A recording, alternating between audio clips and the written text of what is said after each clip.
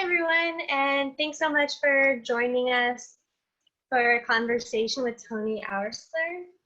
I'm Emily Watlington, Assistant Editor at Art America, and Tony's on screen with me along with an image of his installation Sun of Oil, which we'll get to in a minute. We're going to talk about several decades worth of Tony's video art and video sculptures. As many of you probably know, Tony's earlier work involved these recordings of human faces that he projected onto dolls and puppets. I think you can see a puppet in his background right now. So these were pretty early and important experiments with miniature projections as an artistic medium and in video sculpture and video installation. Tony's work often acts out these kind of absurdist scenarios that are dark or humorous or usually both. And a lot of them complicate ideas around rationality and even look at themes like the occult and spiritualism. His work has more or less continued to revolve around the human face ever since, and more recently he's made a series of wall works about facial recognition. His work often chafes at tensions between physical or three-dimensional space and media space or the flat screen. A tension that's definitely a huge part of all of our lives right now as we try to do everything we can remotely. It strikes me that I'm looking at videos of people's faces now more than ever, so I'm excited to get some more of Tony's perspective on that. The occasion for a look back at Tony's entire career is his retrospective at the Kaohsiung Museum of Fine Arts in Taiwan, which has, like all else, been postponed due to coronavirus, and it's in a city called Kaohsiung, which is in southern Taiwan. So this talk is scheduled to run for about an hour. We've been thinking of them almost like happy hour talks, but as I was preparing for this, I remembered that in Massachusetts, where I'm quarantined, happy hour is actually illegal. So, oops. So Tony's going to walk us through his career in chronological order, beginning with video art he's been making since the late 1970s. So I think this piece is from the 80s. And yeah, the technology he's been working with has changed a ton since then. So it's going to be really interesting to see it all laid out in this way. At the end, we'll run a Q&A. You can submit questions through the Q&A button at the bottom of your screen. But we'll plan to hold all of those until the end, but you can submit them as we go if you like. Before I hand it over to Tony, I just want to thank my colleagues at Art in America for helping make this happen. And also to thank Tony for joining me and sharing his work with us. Thanks, Tony. Oh, that's excellent. Great to be here and great to meet everybody from a near yet far perspective, you know, that's so inherently technology based, you know, like we're right here with you, but then we're actually so very far away. And that's something that's always fascinated me about, you know, even the term television being something about, you know, a kind of cognitive dissonance having to do with intimacy, but kind of a cool dictatorial approach to narrative and image making. But great to see you, Emily. And yeah, you too, also great to be there with Art in America, the most amazing magazine there, and going back to 1913, did you say? Yeah, I wonder exactly. what they would think about this issue in 1913. They'd probably love it, you know. Good point. Duchamp would be spinning some kind of a top in there, and totally. But I also wanted to say hi to my friends in Taiwan and Kaohsiung at the museum. And it's a really fortuitous connection here that we get to kind of bounce it around. And I guess it's 5 a.m. there. So they're probably not watching it, but they're going to watch. I think they're very excited to then kind of rebroadcast on their platform. And awesome. And you mentioned it's going to be on Instagram TV afterwards, right? Yeah, that's the plan. Or we've been experimenting between that and YouTube, but it will be shareable for sure. Oh, that's good. So it'll be out there for our friends in Asia as well. So where should we start? Where should we start? Should we start with Son of You Oil? gotta, yeah. Well, while you're getting it into position there, I can mention that I kind of started out as a sculptor and painter in as a young person, and then there always seemed to be a little bit of something missing from that, and then as I experimented with painting and so forth, I went over to California Institute for the Arts, but I had first studied at Rockland Community College. And, so I was interested in pretty much everything. And, but as I mentioned, there was something kind of missing, from the paintings, I guess. And then I was introduced to the Portapak in 1976, I guess, at Cal Arts. And it was already 10 years old. And, I picked it up and I just thought, I mean, at that time, I'd never seen a live video image or never made any video or anything. So it was pretty rare technology. And immediately the pieces kind of fell together, and I kind of combined my interest in painting and sculpture with video. And so what we're looking at here is one of my first installations, the first big one. You get a kind of idea of the scale of this. It's called Son of Oil. And you can see, I think that's my brother Mark in the foreground there. And this was done at PS1 in New York in 1980. And it basically is a kind of graveyard gas station looking expressionistic set, I guess. And within the sort of monolith in the center there was a big TV screen which played various versions of a video produced for it. So it had this kind of theatrical effect, a darkened room, and there was a kind of proscenium aspect to it.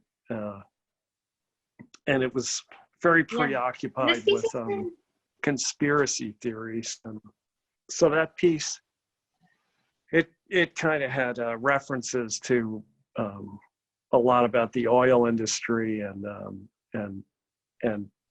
kind of some serial killers and all sorts of paranoid theories running through it. Kind of a free association that I was interested in at that time. So totally. I think this is from anyway, 81, is that right? Yeah, 80, 81. It's a little blurry in there, and it was, every time it was shown, it was different, So at that time, the installations were built up. I'd travel around to different places and set the work up, and there was really no thought of packing or shipping or anything like that. It was just like, oh yeah, we'll make the installation there. So I just show up and build it. So there's a lot of different iterations of it and iterations of the video that are in it. But this is the one that we kind of landed on for this. It was shown at a wonderful show on conspiracy at the Met recently. Yeah, and I love that installation. And it was also in my survey show at Williams College and so forth. So. Cool. And if I remember correctly, the video set is pretty similar to what you're seeing in this space too, right? Well, yeah, that's a good point, Emily, is that kind of around that time, a lot of artists were doing this, like Michael Smith, I know, made a piece like that and many artists kind of had these sort of settings that were recursive. So in this one, the set itself where became the installation. And so we worked in that set shooting, and then you would see the image on there. So it had this kind of echoing recursive infinity effect. And not so uncommon in the 80s, but nice to see it back in action. Totally. Cool. And Psycho Metascape, another sort of conspiracy theory in a way, yeah? Absolutely. You know, video games were kind of nascent at that time, and so there was a lot of talk about like Tank Commander and things like that, which were and Pong, and there was this kind of theory going around that Tank Commander was really a training program for pilots in one way or another, and like that. And I think that's proven to be true. And in this particular piece, I wanted to kind of capture that. And it was important for me because I've been doing these larger kind of sprawling things with paper and glass and wood and so forth, and kind of theatrical. And I wanted to sort of take that and compress it down into something that was kind of mirroring a video game in that sense, you know, because the video games had these sort of consoles and this cheesy graphics on it and so forth.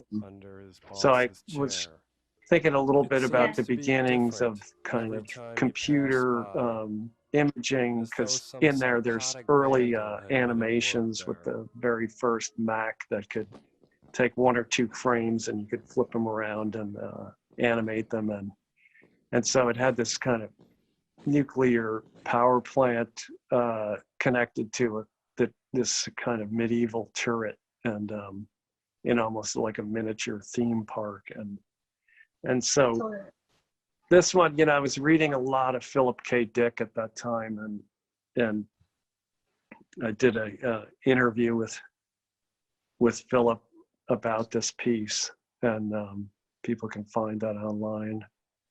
Yeah, I've read that. It's really good. And this was also, it also has a personal connection with us, right, Emily? Where it was in the show at the MIT, right? Yeah. Maybe yeah, you I can worked with mention Henrietta. Yeah, with Henrietta Foldish on an exhibition called Before Projection Video Sculpture 1974 to 1995. And we included this piece because, as you'll soon see, Tony works in projection for a long time after this. So it's interesting to think about you working with monitors a little bit earlier on. Well, yeah, I mean, this one, if you look carefully in the turret there, you can see that the monitor is reflected in these small mirrors, and then in the bottom there's a kind of fireworks display through a glass lens down in that kind of you know, black hole, for lack of a better word. And so I was always kind of like Shigeko Kubota, a good old friend who was also like a little bit earlier generation, was very interested in removing the image from the TV screen, you know, whereas like Namjoon was all about presenting the TV screen and working with this kind of reference to this lozenge shape that was just punctuating people's homes and kind of transforming it, where I was kind of not interested in that. I was more interested in the image itself, you know. So I was always reflecting it in water or glass or mirrors, or figuring out some way to just use the light itself, and not so interested in the monitor itself as an object. That's interesting. But maybe we could move to the next one. Yeah. What were you going to say, Emily?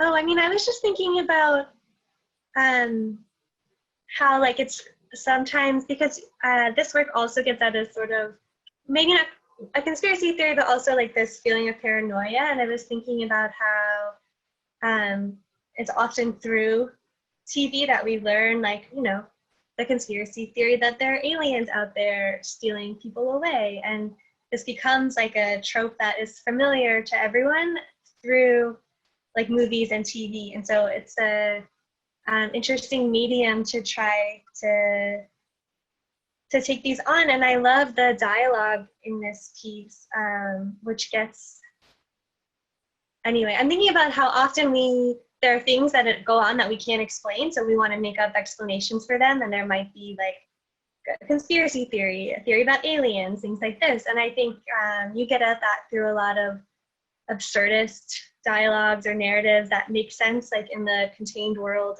of the piece you're making. But then in this piece, like the narrator, which is you, is like self-critical about this. So the voiceover says, all the elements are there, but they're slightly different. The population number, the drunken teenagers, drugs and religion, aplastic anemia, war hero replica, the stars on the flag.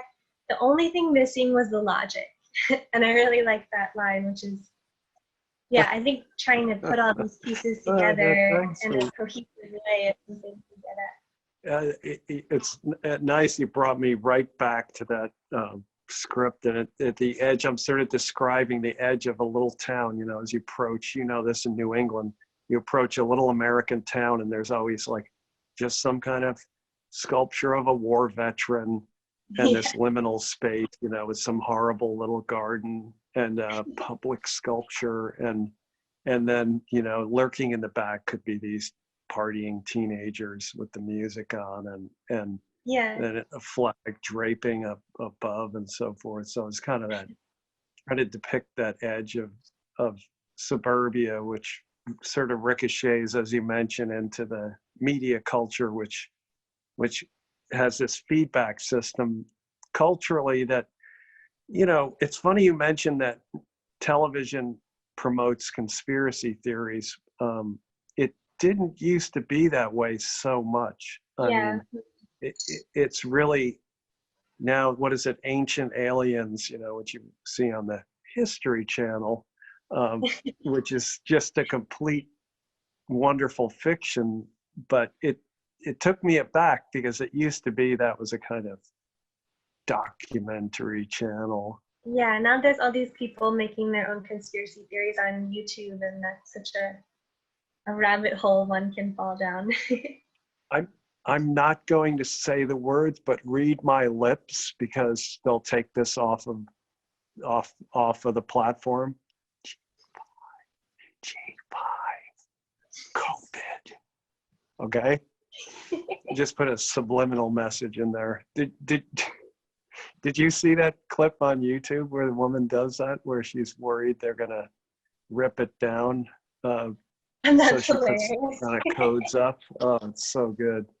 That's so anyway, I'm digressing. Yeah, here is a surveillance dummy, and I started making these kind of, like in the late 80s, early 90s, making these kind of scarecrows. I had this idea that, in the way that scarecrows function. Well, first of all, let's just say figurative art was always something that was a little bit bizarre for me in terms of the history, going from the Venus of Willendorf, like through, the Elgin marbles and to Naumann or something, and then trying to figure out what your place might be in there. So I kind of was making a lot of very soft sculpture that was from the thrift store, and I could kind of take it apart and rearrange it, and it cost nothing,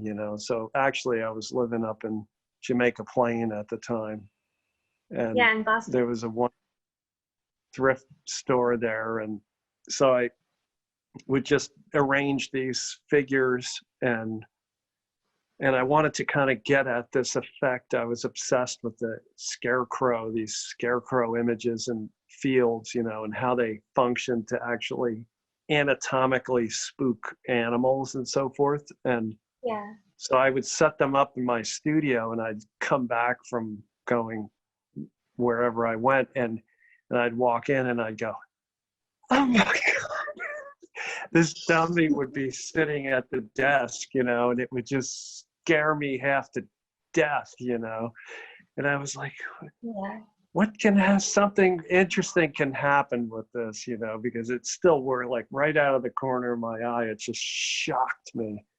And you should try it. I ask anybody out there to try this experiment. Make yourself a dummy and just sit it in your house and forget about it. And for sure, it'll scare you half to death. And anyway, so I started working with these kind of surveillance systems with that, and one thing led to another. The character, the clothes, the gender, and the kind of social kind of structure implicit in the clothing and so forth, blue collar to business attire and so forth, and playing with that and populating these characters who kind of interacted with one another, and with surveillance, these kind of closed circuit things. And I was looking a lot at Julia Shear's work at that time, who's a wonderful artist and friend, and so there's an influence on there a bit. And she was around Boston at that time a bit, and New York. And I was just going to ask, so this is a live recording, the camera is live, and then, or is it just more of a sculptural element?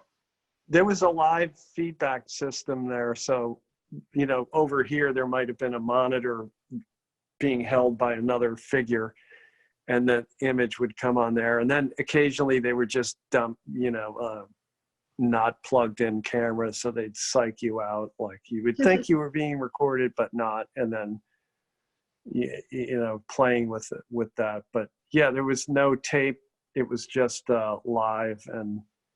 And so, it's obvious surveillance references, and but I couldn't figure out the heads on these figures at the time. So they had these silly heads like a monitor or a camera, which were completely wonderfully ridiculous. Gotcha.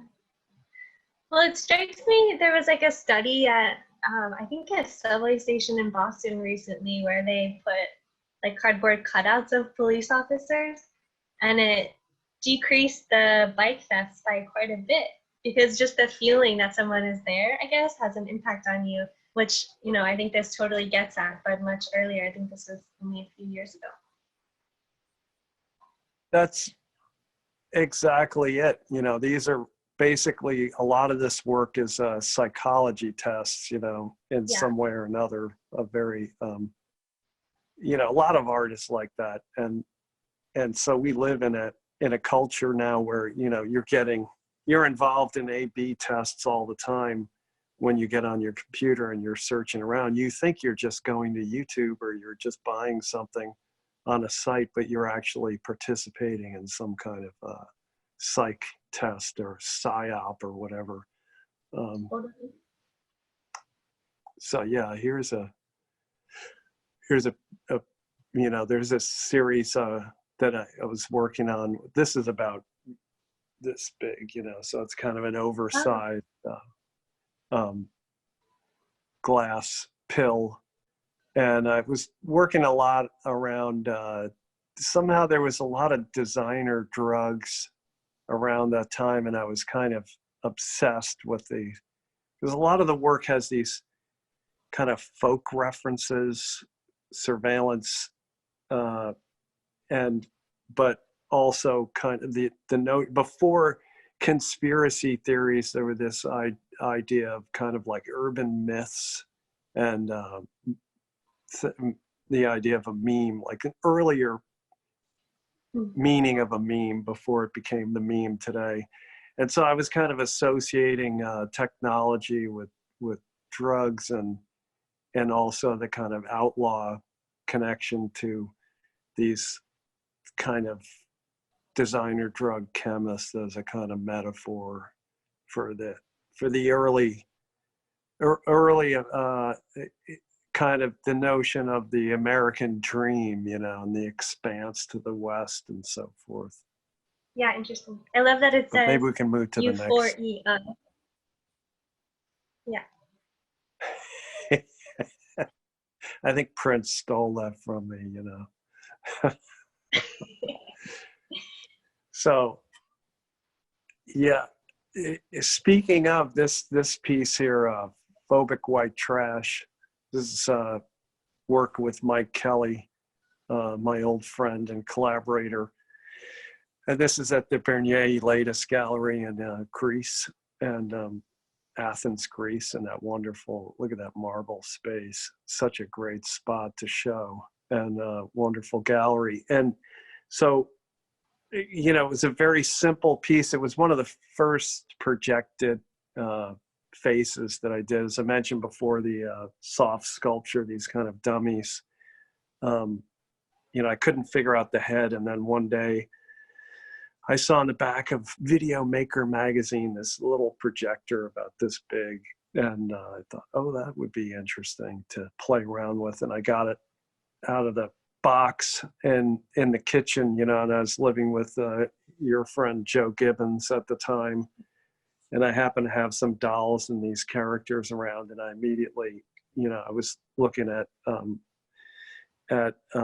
Rudolf Steiner's theory of dolls, you know, where he had this idea that a doll should have a blanked out face, you know, so that the kid could project their own imagination into it, and which I thought was a wonderful idea. And so one thing led to another, and I had was able to achieve this kind of incredibly uncanny effect with these characters, that almost like they were TV figures. You know, I've been looking at film and video forever and making it and so forth. And the projector kind of allowed me to just take these characters outside of the action, you know, so they were kind of plucked out of the silver screen, so to speak.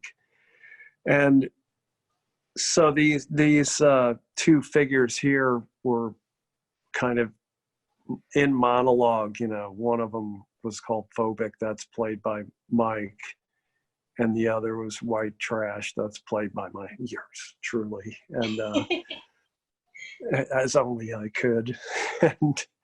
and so it's a lot about the suburbs, you know. I was kind of obsessed with suburban youth at the time, and Mike just does such a wonderful resuscitation of this series of phobic mental states. And I have a kind of counterpoint, a kind of sort of a hallucinogenic kind of steady cam ride through the suburbs. And the idea was also, at this time, these works were, you know, kind of in opposition to escapist, like sort of Hollywood, which a lot of my work is, you know, like not in any kind of overt way, but just in the back of my mind, you know, there's a kind of belief that I have that you, the viewer, can be activated by images, by installations, by sound, by language, and so forth, in a way that can't really be activated by, like, no matter how much money you pump into a Hollywood effect, you can still find a better way to activate somebody's mind with art, you know. And so that's a kind of belief that I think a lot of people believe in the arts, or at least I hope they do, because you know, we need a little tension there. But my point is that with these works, they're, as I mentioned, kind of these psychological experiments, in the sense that, you know, the idea was that you would have almost like a cinematic effect happening in the mind. So there's certain things missing from this, obviously, but if you get into the lighting and the sound and the tone of it and the forms, it could have this almost hallucinogenic effect on, and so you would make your own movie, you know. And yeah. And to that point, I love that you're taking the idea of Steiner's project, like a more psychoanalytic notion of projection, and doing like a technological projection with a video projector onto the face. Yeah, it's I think Steiner would have liked it, you know. Yeah. There's Mike. No, maybe he wouldn't have liked it, I don't know. It wasn't so nice to Hilma af Klint. So there was very simple installation of the two characters. And then right around the same time, I was reading quite a bit about multiple personality disorder, and I was fascinated with the idea of its history, going from Janet, the proto-psychologist in France, who kind of came up with this idea called dedoublement. And of course, this is the early days with Charcot, and it's when Freud was even a student. And they were thinking about, defining like the idea that there could be two states in one person's mind, or unconscious, conscious. And so fast forward to 1957 when I was born, and that was the year The Three Faces of Eve came out, the movie. And then fast forward from there, that movie was a wonderful kind of parable of kind of masked parable of liberation of a woman who's obviously very suppressed, and kind of develops these different characters as a way of escaping, and so then continue forward into the 70s, then there were these characters with more and more personalities appearing, and by the late 80s, early 90s, there were these books with these wonderful kind of books about trauma. At least I found them wonderful, even though if you could sort of separate from the trauma, like this idea of somebody with 15 different characters, 60, then there'd be TV shows with 100 characters that somebody would come on, and it was this kind of a real carnival. And to wind up the whole MPD thing, it was never really accepted by the AMA. And then finally there was a court case where a patient sued their analyst who had been putting them into these kind of hypnotic states. And it turned out that just by putting somebody into a hypnotic state, you could provoke them to develop other characters, which I kind of love from the idea of Jung. One of my favorites, where, having a sort of more positive idea about different characters, and, Bowie and people like that kind of shape shifting as a cultural, as a cultural salience rather than victim culture. And so this piece, it's a kind of exploration of that for me. It was a diagonal across the gallery. It's always presented in a diagonal. It's meant to be one person sort of being transformed, transmogrified through a domestic space that's all kind of coated with flowers. And so she moves starts with a doll in the corner, moves across, and then you can't really see, but to the right, you sit in a chair and work a pan tilt unit and speak through and move a surveillance dummy, which is in the other space. So like one of those dummies you saw before has a camera in the chest, and it kind of moves. And so we position it either outside the exhibition space or in another room. And then it kind of allows the viewer to sort of project themselves into another character, and you're able to talk through it, which provokes some pretty interesting reactions in the viewer. So it has a kind of Milgram experiment effect to it. Yeah, I haven't made this connection between like different works of yours before, but it strikes me that like quite a bit of your later work is kind of about these like conflicting belief systems, or even like, science versus spiritualism, and how these things aren't necessarily opposed, but rather coexist. And it strikes me that this kind of work is almost saying like that even exists within one individual, not just within society. Definitely. Well, if you look at some of the greatest experimenters, scientists, and had a wide array of beliefs and interests and so forth. And this is kind of my pet theory about,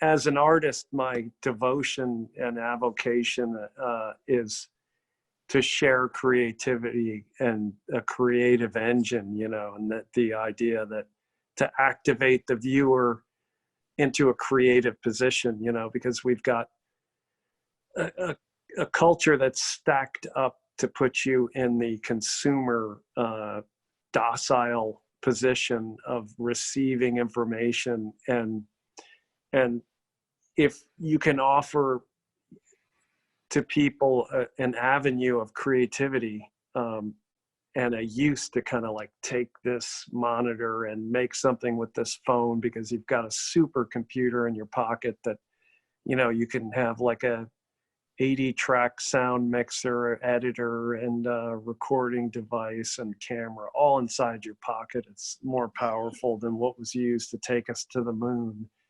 If you believe we went to the moon, which we did. Anyway, but to go back to your statement, which I really like about the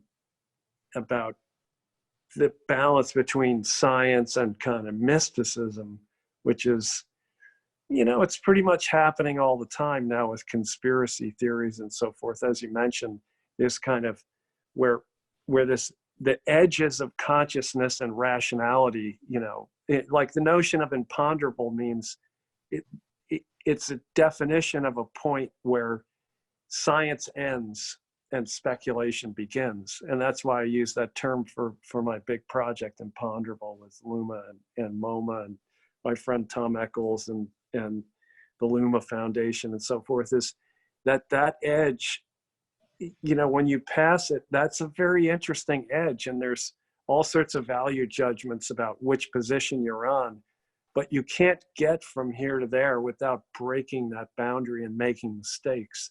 Mm-hmm. And so you have to have a willingness to make mistakes, but also to recognize it when it happens.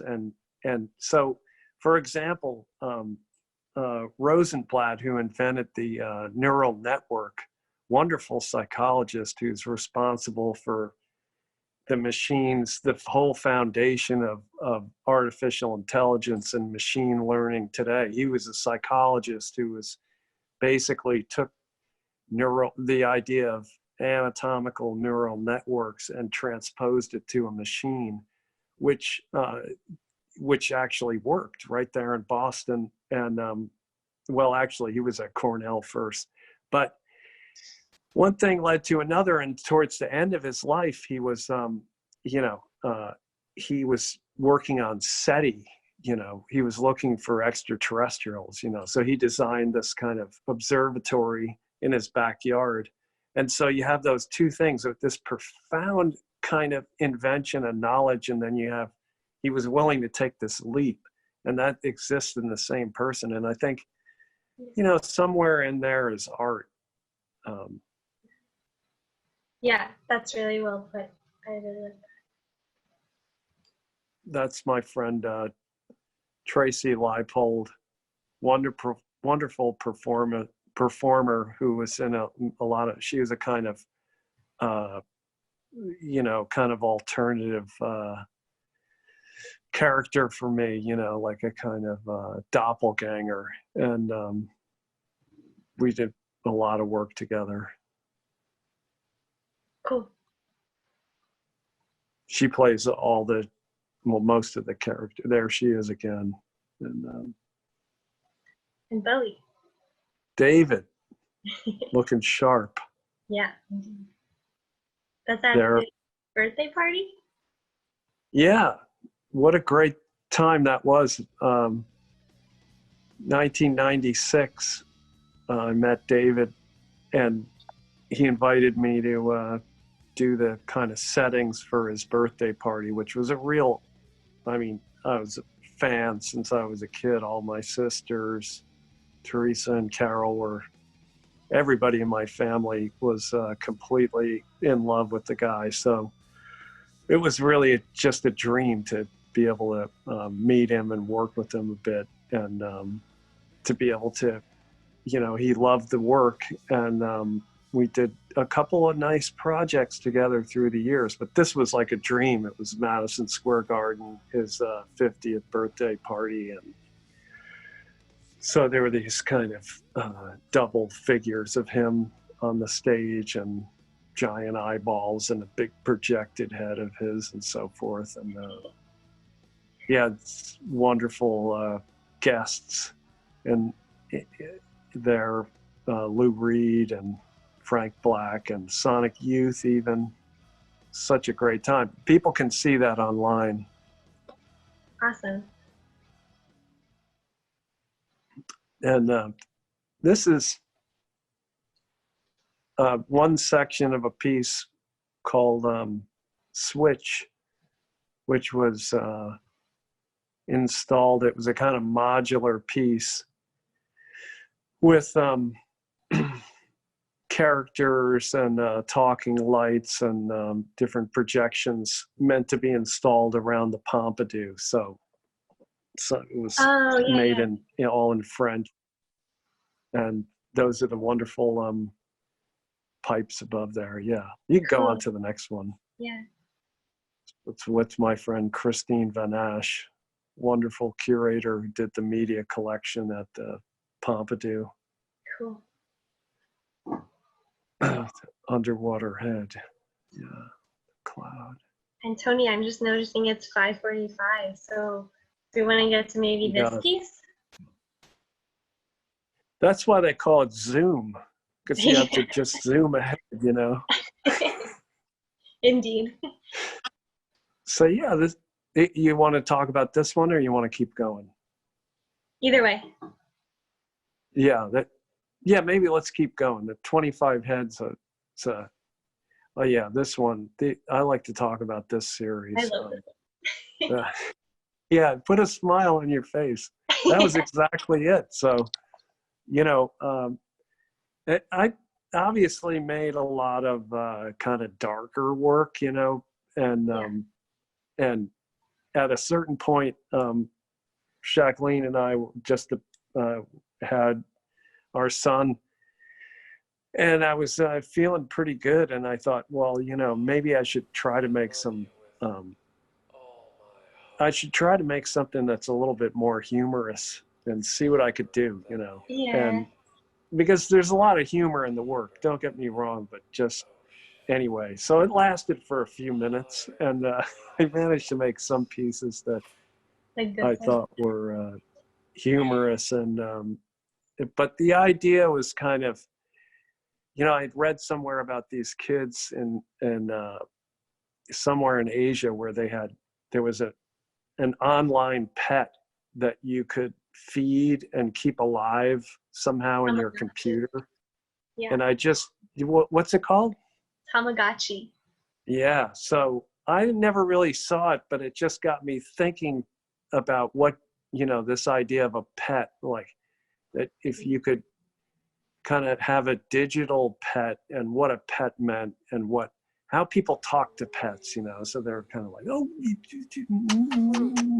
like this to the pet, and I really like that, because it's kind of like people are serious, and then all of a sudden they're like, oh, there's an animal, and they kind of melt, and so I thought, okay, this is an interesting perspective, and maybe I could take that into the work and get everybody to feel that in kind of lightheaded, embarrassed feeling and so forth. And so I kind of studied the way people talk to animals and kind of the lovers, this kind of like pillow talk, private language, and started to think about these characters that could exist, in that land as pets for people. And so I love that idea. Made these kind of, they were actually kind of proto emojis, I guess, because I was looking a lot like this one. It's a multicolored one, but I also did some that were just yellow, and they were based on balls, smiley face. And so anyway, it was also early After Effects time when you could kind of, After Effects is Oh, kind of a wonderful program used to manipulate. It's almost like Photoshop, but for moving image, you know. So you totally. could bend things. And it was 2002 and 3 in there. So Awesome. I love these. They are so fun. uh, Do you think we should jump to imponderable and then maybe some facial recognition and then take some questions? sure, sure. Is there a shot of the theater in here, or Yeah, right here. I And that wonder one. if you got that? Yeah. There I am as the priest, and oh yeah. So okay, yeah. So anyway, yeah, you could go back to. I mean, well, okay. I'm just going to talk about this piece a little bit. Yeah, I'll jump around. Yeah, cool. So the staging of this piece, at a certain point, obviously, early on, and what'll be in the show at Kaohsiung was, I made videotapes, what they called single channel videotapes, and they were kind of homemade. I don't even know how to explain them, but people can see those. With Electronic Arts Intermix has them on the website. Wonderful video distribution company, and for the arts. But this piece, I decided I wanted to return to the idea of narrative, and I talk so much about what narrative might mean, and was the kind of, basically my whole life was the antithesis of the proscenium stage, so to speak, or theater space or something. And even though I do love Hollywood and that space, so I thought, okay, I'm going to go back to this. But what would be interesting would be, to make some narratives, because I had a few stories I wanted to tell in specific ways, but to also use technology that could have been in that format. Because I've always believed that, once the economic engine arrives in an invention, okay, for example, film, everything else, all the experiments with film pretty much go to the side, or to art, or die as a technology. And not always the best thing survives, but the thing that makes the most money, or is the easiest to present to make money. And so I thought, okay, this was going to be a period piece between the wars, 1920, in there, right around the time women got the vote. And it's a kind of battle between spiritualism and rationalism, and organized religion, and kind of new religions on the having to do with channeling and so forth, and also technology that was being developed at that time, the black light and things like that. Mm. And I thought, okay, I'm going to use something from the spiritualist kind of playbook, this optical illusion, because they were all about these wonderful tricks in the dark, and to work with what's known as a Pepper's ghost. And so it's projected onto these double screens. One is almost like a piece of glass in front of one screen. So there's always this kind of live double exposure happening. And it has when it works, and depending on where you sit, you get a kind of very specific optical effect that's different than a flat screen. So it's a kind of dimensionalized flat screen, for lack of a better word. And then I thought, okay, there has to be also some other dimensionalized effects. So we worked on, I'm not going to spoil it for people who will go see it, but we managed to get people cold and move things around in the space. So there's a few surprises that happen in there. Yeah, you And call it 5D. yeah, there's 5 different dimensions to that effect. One is smell, the other is temperature, there's light, and so on. But I don't want to spoil it. There's some surprises in there. And so that's Jim Fletcher, and yeah. So anyway, so the story, if we have a moment, I'll explain the story. People can find it online, but it had to do with kind of few characters that that actually were. It's a family story, but it's also a public story, because my grandfather knew Harry Houdini. My grandfather and grandmother knew Harry Houdini and Arthur Conan Doyle.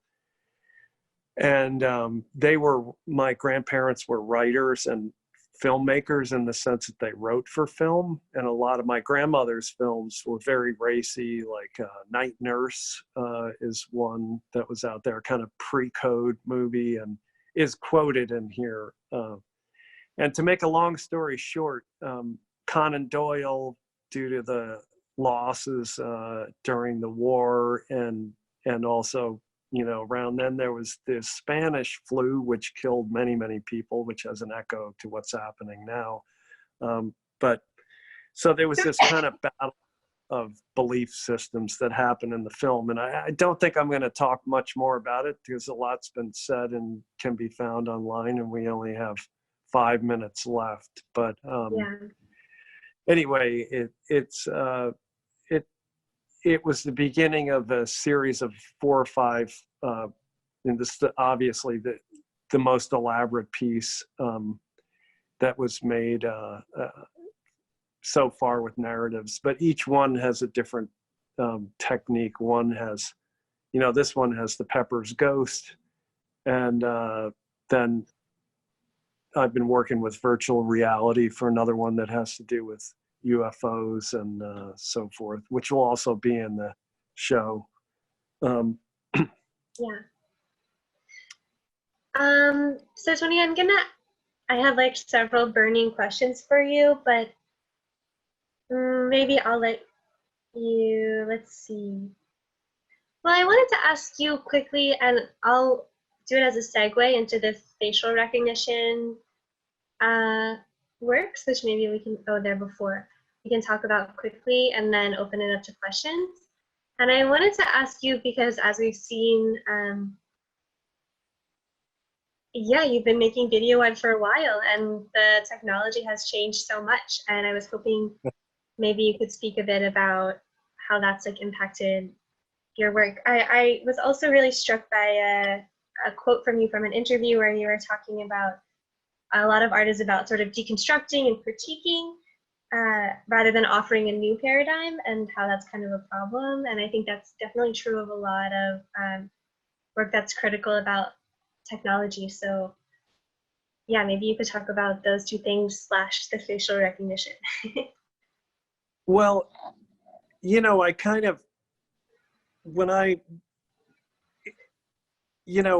come from a more like the punk generation, really, and had a kind of proto-punk band or something. And so deconstruction was a big idea, conceptual art, deconstruction, and the notion of kind of taking apart the world around you, I think, is a great impulse for art, and to take it apart, to understand it, but also, what's the next step? So at a certain point, I think artists might think about that. I certainly did. And it's not like really wanting to start a cult or something, because that's something that very much interests me, but not a club that I want to join. But, I think what I'm really saying is to kind of go back to what we were talking about before, about this notion of activating people to, whether it's in their life in one way or another, to a creative act, to think about, the fact that you can make something with your phone. You don't need $1 million in a big studio and a giant mega gallery or something. Just the fact that like um, my great aunt was like a Sunday painter, teacher of Sunday painters, so people would, like a gym teacher or something would come after school and learn to oil paint flowers or something in her house. And I grew up with that, knowing her as a figure, as an artist in my life. And, my mom was a little bit that way also. And just to see how this can be such a creative force, a positive force in culture. And the older I get, I see that it really, art actually has become more and more popular as time goes by in my life, which I kind of thought, yeah, we won, in some sense we won. And then, then you wonder about other aspects of the system and wonder how much we did win or whatever, what it's turning into. But my point is that, art is definitely is my message, and that's the alternative, Yeah. basically. I mean, in the sense that, like, right now I'm involved with certain organizations like CalArts. I try to promote California Institute for the Arts, and right now we're doing this 50 editions to mark the 50th anniversary of the school, and all the money from those projects go to student tuition, which today, the way economics are going with the COVID and that, I think is more important. So that's one thing I wanted to plug. We're offering these really good selection of people who went to CalArts or were taught there or associated with CalArts, from Baldessari to Jim Shaw, Carrie Mae Weems, wonderful artists. And, that kind of thing, I think, is the alternative for me. Yeah, I totally agree with you. And one way that I see that manifesting in your work itself is, especially in like the imponderable works and in the earlier projections, is people often use film and video and like really sleek CGI to like make these like magic tricks that are totally believable. But I think you're often, as they say, like showing your hands, and you can there is a lot of magic, but you can still kind of understand how it works to an extent. Yeah. Well, I always love that idea when, you go into a museum and a kid goes, I could do that. Exactly. You're like, yes, you can do it. And so there's kind of like, I have that attitude about everything, like, I hope that people, when they look at the work, they feel that, that would be a wonderful thing, is not to make it so inaccessible that no one could think about how they could achieve it. Yeah, that's great. Tony, maybe we'll take a few questions. A question from Miguel Villarreal from Mexico, who had the opportunity to see your work, and he was wondering about how do you think about your work and online culture today versus maybe earlier? Yeah, that's a good question. There were a lot of dreams people have for the possibility of art online. And this is kind of a silver lining to what's going on right now, is that people are spending a lot of time on there and seeing what can happen online. Although it's difficult to engineer kind of different spaces online. One of the unfortunate aspects of the internet is that it's been boxed in by the provider so much. So, Constance de Jong and Stephen Vitello and myself made a CD-ROM called Fantastic Prayers with the Dia Foundation some years ago. and it can't even be played or anything, you know. So this is, you know, and I have videotapes I made in 1976 that I can still play. And that's frustrating, you know, that something 15 years old or 20 years old you can't access. And I've done some projects online with Adobe and places like that. So, but I'd like to know, you know, I'm very interested in VR. I'm working on some VR stuff now, and my second VR piece. And I also like, what is that called when you hold the phone up over something and you can see augmented? Augmented reality. Yeah, I want to be augmented. I love that idea. You know, I haven't really worked with it, but I think that's a great, you know, so the thing is, hopefully they won't go away, you know, but they do kind of change. I think my only advice to people out there is to save your assets in whatever form. And I think you know what I mean, you know, like save the assets outside of a program that a corporation could go bankrupt or just change the code, you know, so you have everything that you could reconvert it for the next format, you know.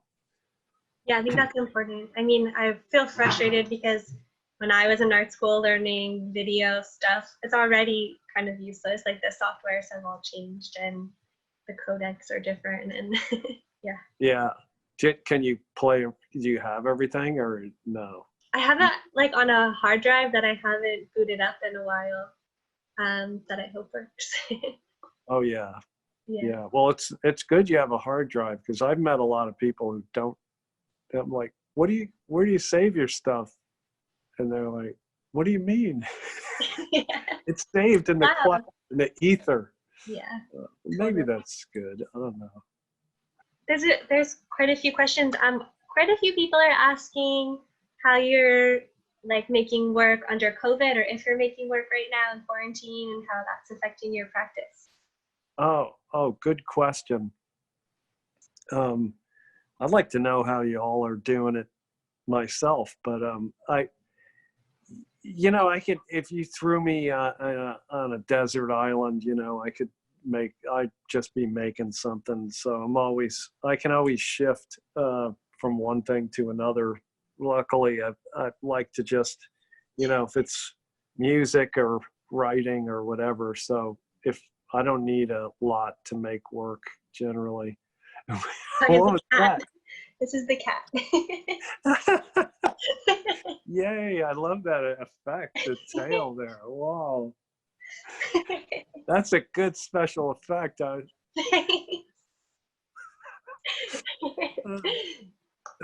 Did a black cat? Only her tail. She's kind of like patchy. Oh, nice. She's gone now though. But yeah, I like that answer. Thank you, Joey. But yeah, the COVID thing and work is, you know, I'm working at small scale stuff. My studio, but I'll answer in a more serious way. It's my studio. You know, I have a few wonderful people I work with to help me edit and build things I can't do, and so we're kind of tag teaming on a space. No one's going into the same space at the same time, and you know, that's the plan anyway. And it's kind of interesting. It's like, would you please leave the loaded video screen on the stairs and we'll pick it up, and then we'll, you know, do something else with it. And so far it's interesting, you know, people solve problems, and now people have much more time, which is kind of interesting, isn't it? This elastic, you know, I've been writing this long scree on mind control and facial recognition. And it's just, I've spent 2 months writing it, and I'm just like, what, is anyone ever going to read this, or what am I doing? You know, I don't know, but that's a nice feeling, isn't it? It is, but yeah, it's weird to have like less contact with the outside world, or at least different contact. And sometimes I feel like I have so much time, and then I feel like a week just passed. But every day feels the same, so it feels like the same day somehow. Yeah. Yeah. Yeah, that's an interesting aspect to it. I mean, if we could just get rid of the economic gloom and the health concerns, um, it would be more fun, that's for sure. But Totally. I think we'll have time for one more question. Some of them are related, so in a way we've answered a bunch altogether. But there's one from Sarah Stolar who's asking how, and you touched on this a little bit, but specifically Sarah's asking about how, like with outdated and obsolete technologies, when you're like updating the media, do you update it to a new format to show it, or do you try to retain the integrity of the original format? I like that. That's a good tech question. I'm going to get my tools ready here for I'm going to get right in here and I'll work on that. But seriously, that's a good question. You know, and people who make media, they have these issues, you know, how to move it forward in time. And yeah, uh, everything lasts. I like to think about most things get brighter, stronger, cheaper, and more ubiquitous over time, generally, when you're talking about computers or TVs and things like that. Or it's just when you have you know, you got to kind of update things. The transition from analog to digital is problematic for early video. So early video really needs to be seen, in my opinion, on its original medium. And I didn't really come to that until recently when I was showing, you know, when I was showing the piece, the Son of Oil piece, and I transferred it, and I was like, you know, everybody's like, yeah, that's the way video looked back then. It's all blurry and, you know, horrible, you know. And I'm like, no, it doesn't look all blurry and horrible. You know, there's something wrong here. It just doesn't actually transition to computer screens so well. So we found the old monitors and used those and so forth. But generally, you know, I think that everything is kind of streamlined now in terms of just straight video where it can be updated. Don't you think? I mean, when you can still get your materials from when you were in art school, right? Yeah, probably. Well, I used to work in audiovisual archives, and it was much easier to transfer like celluloid film to digital than videotapes to digital. And it just has to do with the way like frames turn into other frames and how those translate across platforms, at least as I remember. But yeah. That makes sense. I didn't know you did that. I Yeah, want to see those early videos you made. Oh, sure. Awesome. Ooh, my computer. Tony, thank you so much. Is there anything you feel like we forgot to cover? Let's see. Yeah, we didn't talk about the, you know, the show in Kaohsiung, that it will be, theoretically, it's going to be in December 17th. Awesome. Now. And so people who happen to be in that part of the world, in Taiwan at that point, it's a wonderful museum. And, you know, I want to thank them for the opportunity to be able to show my work there and share it with people in that part of the world. And you know, Taiwan is in a space where a lot of people, at least we like to think that people will be traveling again at some point in time. Yeah. And we'll see. That's one thing. Anything else that you forgot you wanted to mention? I mean, there's so much we could say, but and the show's a retrospective, so it's a lot of what we talked about. And then you're doing a new outdoor work. Am I right about that? Yeah, cool. Yeah. And we have maybe you have a couple of images we could end with from the Tear of the Cloud, which was at the Public Art Fund in New York City along the Hudson, big project. And there's a video of this that I recommend checking out if you can on the Public Art Fund Vimeo page. Hold on, I have to get to it. Okay, great. And yeah, and there's the Imponderable project, and there was a project from Mona. There's a 6 from Mona and Tasmania. Wonderful, wonderful place. Dark Mofo. and then the Cartier Foundation. There's a piece from and there's Tear of the Cloud. There we go.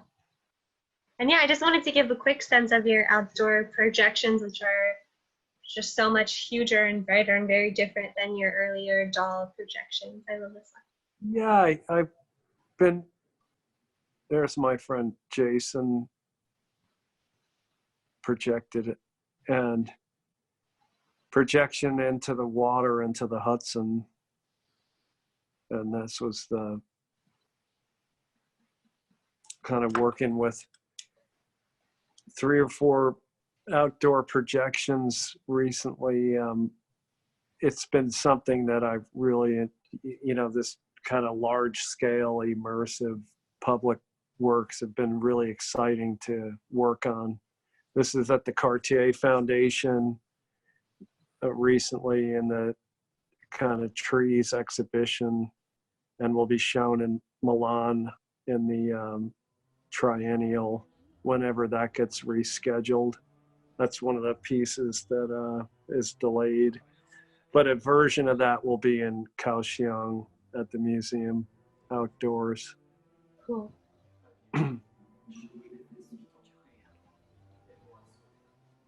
I'm just thinking about this quote from you that I think is from pretty early. I want to say like 70s, 80s, where you say that your idea of what art could be is like an exploded TV, and here we are. TV on trees. Yeah. Well, usually, when you see something, the light kind of, everyone knows this from high school physics, I think, like the light gets, bounces off the surface, and that's the way you see. The rest of the spectrum gets absorbed, and so you see the red light bounces off the apple, and that's the way you see most things. And one of the things that struck me about projection and these moving projections in these outdoor spaces is that there's a kind of fusion, because we've interrupted that reflection with another image. So you have these kind of concurrent, and this was really one of my favorite composite images, which was really just a dream come true. And I'm so grateful to the Public Art Fund in New York for this one, because we projected directly into the water, into the beautiful Hudson River, and the image kind of glowed in the silt of the water and kind of moved with it and had this organic quality. So a lot of these images, they have a built-in kind of randomized effect to it, because they're loaded up in the studio, but then when they're projected somewhere else, I never really know what they're going to look like. So it's very exciting to try them in different weather conditions and so forth, and in different locations. And so, because I kind of come from this, I studied really Nam June's work and John Cage, and this idea of chance happenings being incorporated into the work really happens in these outdoor pieces in a wonderful way. So each night they're completely different. And so I'm working on one like this, which will be in Tasmania, hopefully, as well, projected down into the water. But yeah, that's really exciting. It never even occurred to me that one could project on water, but it looks so good. Thank you. No, it was just one of those things where I had hoped and crossed my fingers. You know, I'd used a flashlight to test it out, and then when we did it, Yeah. couldn't believe it. Cool. Well, it looks great. Tony, thank you so much for making time and for sharing your work with us. So, well, you know, it's all been made possible by the, you know, by the support of many, many great institutions and galleries and friends and performing artists who helped me make it, you know, and assistants and so forth. So I have a lot of gratitude, and something you think about in the COVID moment, you know, just how art can bring people together, and to be thankful for what we have, and hopefully to wish other people, you know, the best to get through what's happening now, you know, because it'll be over at some point or another, and it would be great if we used this time to make things even better when we came back, you know, like people riding bikes and doing even better public artworks, and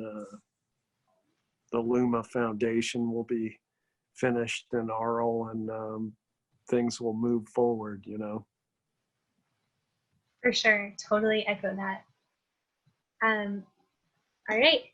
And thank you. Thank you. For the, you know, digital kisses and hugs to the team over there at Art in America. And it's great that they're able to do this for people, because I think what a great way to check out art at this point, you know, is through this kind of thing. So thank you so much for the invite.